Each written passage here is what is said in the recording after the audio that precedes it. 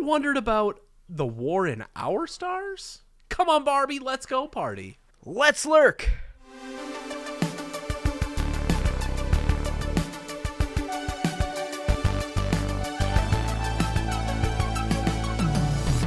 Tell me more about Harry Potter, because it's been a rough week. Outside of all of these religious celebrations, we've got a lot of negativity. So I don't know if I can handle any more JK wants to start a Rowling negativity, Willie. Make me like Harry Potter again. I don't know about you guys. In my background, I have 2 wizarding wands, one of which I bought, you and I, when we were at Platform 9 3/4. They're not supposed to sell wands, but they sold it to this muggle. That's right. Got it. I am such a nerd. I have a Harry Potter tattoo. I'm obsessed. And one of the things that I've wanted. And he's engaged. Yeah. You can do it too, folks. Woo! I did it. Okay. Okay. So, HBO is currently in their final moments to get the rights to make their own TV series for Harry Potter. And what it's going to do, it's going to be a 7-season run of every single book, and they're going to go through the whole thing. And I am so pumped. This has been like breaking news this week. They're already starting to throw up some of the people that could be cast as the next run of Hogwarts, like the trio. I volunteer as tribute. Who are you going to play, Katniss? Oh, are they going to do the thing where they don't allow people who aren't British in it, do you think? No, they're not going to allow people that are in marginalized communities. Oh, yeah, that tracks. Yeah.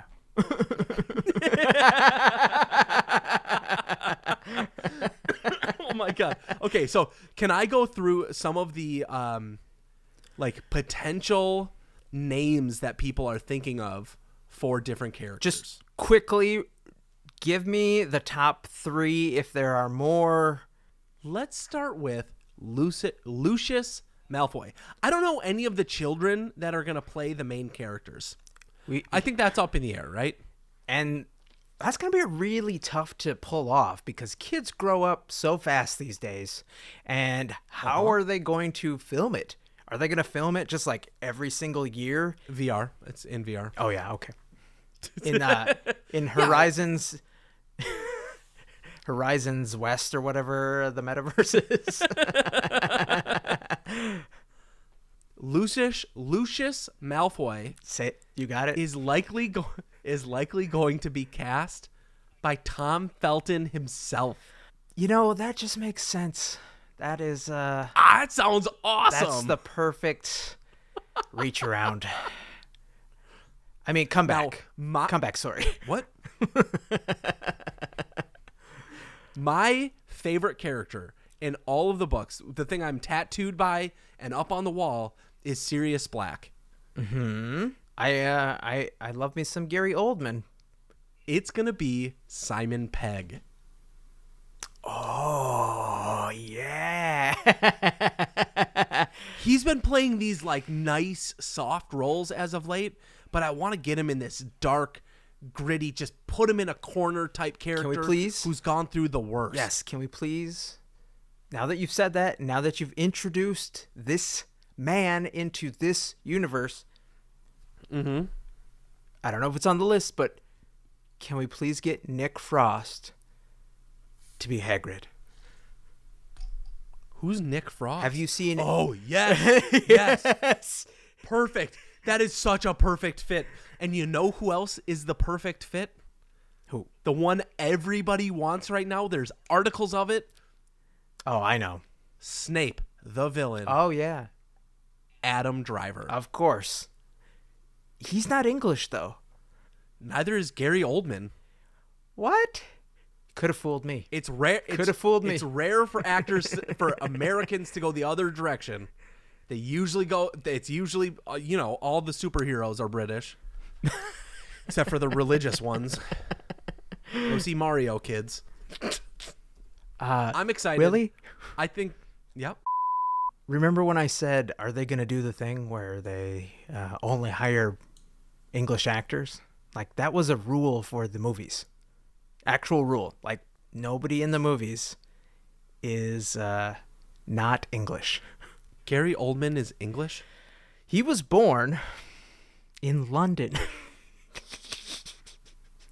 Doesn't mean he's not American. You don't know. He's old. Yeah, he's It's got hot in here. He's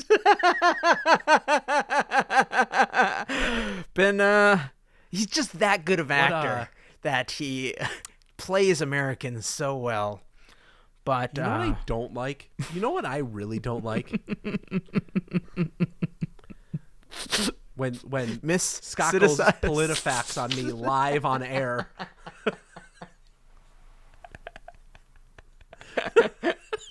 Let's see here, Todd. Actually, we've got a fact check live on the episode. Turns out Gary Oldman, in fact, is English, and he's won many British Fine Actor awards. He started, I'm pretty sure. We're still doing this. Why are we still doing this? This episode's supposed to be short. Keep it going. Gary Oldman, you convinced me, man.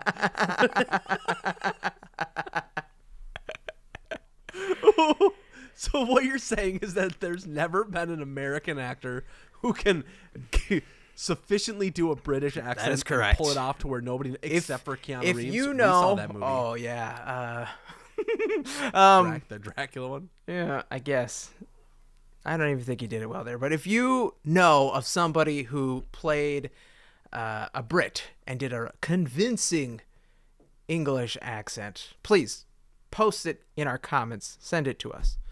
Or just call me an idiot. That's fine. Speaking of British films, I want to talk about, I want to celebrate one of the most beloved franchises in human history. And it's a little tiny indie series called Star Wars. This past weekend, we had something called the Star Wars Celebration. Happens once a year. It's a great place for fans to come together and reminisce, commiserate, and celebrate with all the people who make and act in their favorite shows. This weekend was all about the new stuff that's supposedly, hopefully coming down the pipeline, like Ahsoka, like Yep. The Acolyte, like Tales of the Jedi Part 2, like Skeleton Crew, like, wow, man. It's a lot. They announced a lot of projects. What I didn't realize, and maybe the thing that made me say I should take a step back and go watch Boba Fett, is that I didn't realize that Dave Filoni and Jon Favreau are building up to a final culmination of this, like the Mandoverse. You're right. In Star Wars. That's such a cool concept. That's such a cool way to do it. Do it through Disney Plus first. Build up this universe that we start to care about, and we've maybe seen offshoots in different animated tales. Yes. For it to all culminate in this live action film sounds amazing. And that's going to be the New Republic? They haven't announced the title. They just said Dave Filoni is doing it. It's on the list. It's on the list of the things. I thought they said it. Is it Age of the Rebellion? I honestly, I would have to look, but I don't remember them saying like what film. They just said like he is going to be doing a film for the end of that series. A couple weeks ago, maybe a month now, Jon Favreau actually was interviewed, and he said like there's no end in the Mando show right now. Like we don't have a plan to really do anything but just like keep it kind of going, which a lot of people were kind of like, is that a good thing? Or maybe he was just lying. Maybe it was just subterfuge because he knew what was going to be talked about at the show. Either way, though, I'm happy. I'm happy with every single year we get a 8-episode space western. I'm also happy that if we get maybe like a couple more spin-offs, like maybe it's not Boba Fett, maybe they bring in Fennec Shand as like half of a show and then tie in the Mandalorian again, so we get another half season. But for Dave Filoni to get this movie, it might be the best. I'm just gonna put it out there. It might be the best thing since the original trilogy first hit. Do you think so? Yes. He's considered the person who knows the material better than anyone, right? Maybe better than George. Like, that's how he got hired, because he impressed George so much with his encyclopedic knowledge. George was like, geez, this guy's a bigger nerd than I am. But that's it. I mean, when you have a franchise that has become this important to somebody, it goes way beyond. It has evolved past George Lucas, right? Oh yeah, it has to. The same way in my mind, Harry Potter has also evolved past the J.K. Rowling. We can move beyond that and just say that universe is now in existence. And I appreciate what Disney is doing. I was excited about this. I know that I had Star Wars fatigue during the first run of new films with Last Jedi. Yeah. You Rogue haven't even watched all of Mandalorian. I know. But it doesn't mean that I'm not excited about this. I think, like, knowing that there's a new line of films that are going to come out that have the potential to explore different corners of the universe, like, they're going to do one that's like the beginning of time for Jedi. Yes. The Dawn of the Jedi. James Mangold is going to do that film where we get to learn about the birth of Star Wars, essentially, which is going to be crazy. Mm-hmm. I want to... Who made Logan, by the way? Just in case somebody's like, who's that? Yeah. Yeah. The gritty, amazing X-Men film, Logan. Can I ask if this is controversial to you? You just mentioned that you had fatigue with the final trilogy. And is it because you hate giving opportunities to marginalized actors? No, it's not because of that? Okay, good. Because they're continuing on with the Rey story. And that's the part where I wasn't super excited. Why? Tell me why. You Jedi still got that Order. shovel next to you. Tell me why. Okay. I think that if you are going to set out to produce a new trilogy of films following a new set of characters, what isn't going to work, what shouldn't be I actually like Rey as a character and the relationship between Rey and Finn. I've had arguments with people at work about this, and they can have their own opinions. Stupid. But I liked their relationship. I thought it was great. But you just remade the first 3 films. You actually just made the first film and then a Marvel film. Well, I mean, they made 2 of the first 3. Ryan Johnson was like, oh, I'm going to make whatever I want because I'm Ryan Johnson. And I hated that. I hated that they decided that they were going to... JJ was going to do a film. Then Ryan Johnson's like, fuck this guy. I'm going to make my own thing. If Dave Filoni was in the room, he would have been like, both of you, stop it. Get the hell out of here.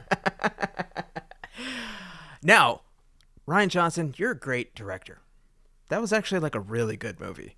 It just didn't make sense in the Star Wars universe. Right. In your mind, it did. And I've read interviews. But like, for the rest of us, we were like, what? Why? You just undid everything. Yeah. I thought we were getting the end of the Skywalker saga. And then here we are at, 6 years later? 4 years later? How long ago was it? Like, there was a pandemic in there. It might have been a decade I know, ago. yeah. It's still going. And to have it, it's kind of like bringing back Spider-Man too soon. Mm-hmm. Or rebooting the X-Men franchise, or just something like that. Like, it's like, why? Can we give it like a decade or something?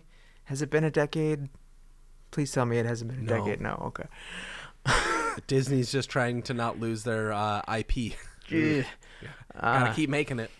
Yeah, Florida man's coming for him. But other than that, this was a very exciting weekend, and I'm really looking forward.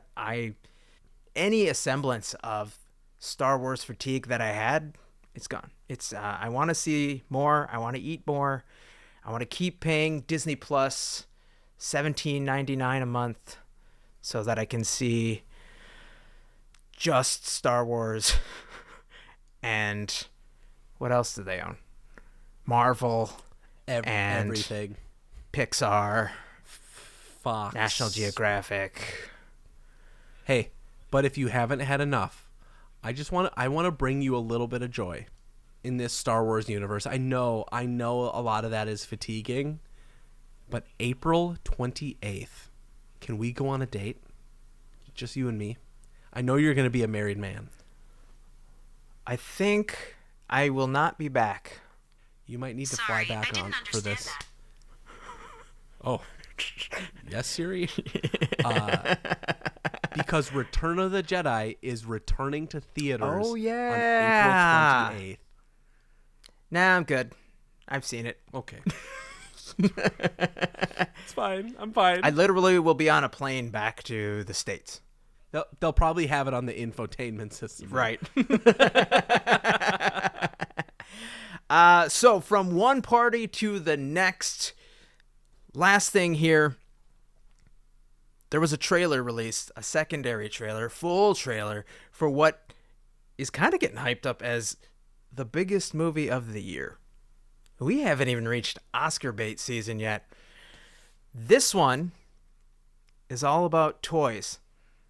And the argument could be said, are they kids' toys or are they adult toys? Did you watch the full trailer for the Barbie movie? I'm watching it now. Yes, it's for feet, people. It's that first shot. I have a few things. Margot Robbie, Ryan Gosling. Amazing actors. The movie's probably going to be fine. It's probably going to be great. But, God, just give me the shovel. Can Warner Brothers just stop it with Margot Robbie? Like, whatever deal they have, can they just let it go? She probably signed a sweet, 10-picture deal. Like, here's $100 million. Just please do whatever our studio. We'll give you first dibs on all these scripts. She's a great actress. I think Margot Robbie's a fantastic actress who continues to get put into shitty Warner Brothers movies. But this is a Greta Gerwig film. Greta Gerwig is a great director. The woman, the girl that's protesting everywhere? Yes. She's like, you know what? Climate change, just going to wait. I met some people at Davos. They gave me a sweet gig.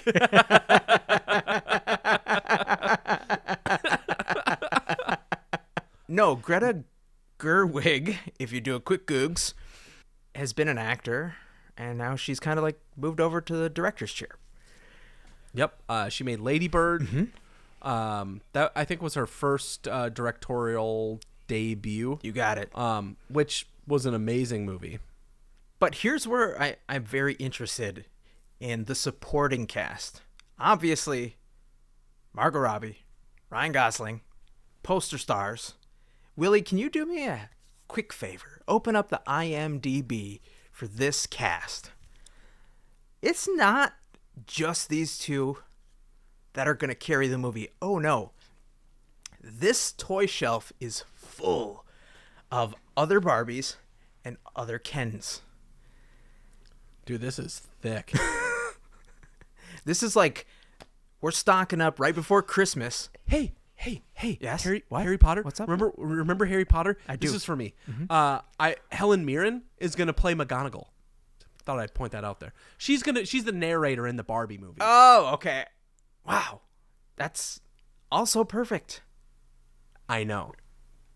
All right, so Helen Mirren, ka-ching, narrator of the movie. John Cena, Who's Ariana Greenblatt? John Cena?